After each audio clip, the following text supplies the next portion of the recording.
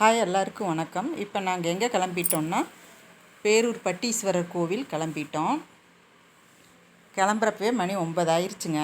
அதனால சரி டிஃபன் சாப்பிட்டுட்டு போயிடலான்னு சொல்லிட்டு நாங்கள் பேரூர் போகிறப்பெல்லாம் ரெகுலராக சாப்பிட்ற கடையில் டிஃபன் சாப்பிட்டுட்டோம். சாப்பிட்டுட்டு ஸ்வீட் முன்னாடியே வச்சுருந்தாங்க. எங்கள் வீட்டில் அவர் வாங்கலான்னு சொன்னார். சரின்னு ஸ்வீட் வாங்கிட்டோம்.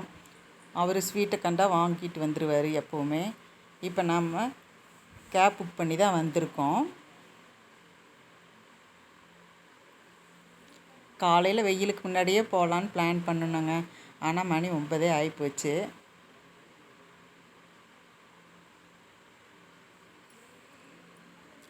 கும்பாபிஷேகம் பண்ணி ஒரு 48 நாளைக்குள்ளே நாம் வந்தோம்னா இந்த கும்பாபிஷேகத்தன்னைக்கு நாம் வந்த பலன் கிடைக்கும்.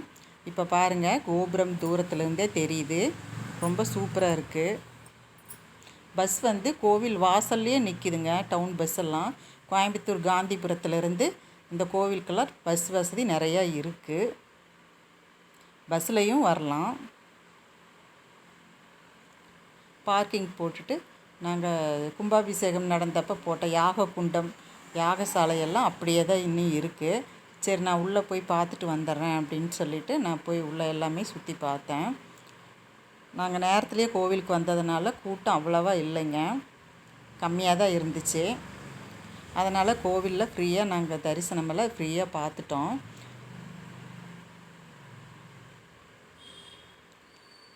யாக குண்டத்துக்கு அந்த பக்கம் கடைகள்லாம் போட்டிருக்காங்க. பொம்மை கடைகள் எல்லாம் நிறையா இருக்குது.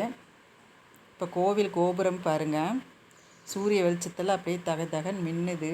பெயிண்டெல்லாம் அடித்து நல்லா சூப்பராக இருக்குது.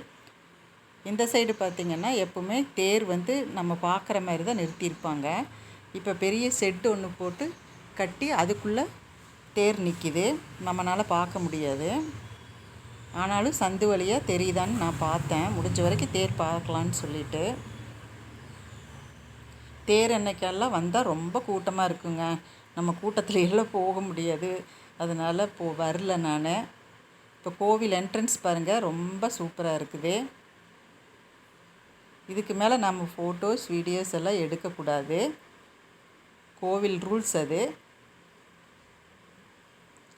இந்த கோவில் 2000 வருஷத்துக்கு மேலே பழமை வாய்ந்த கோவில்.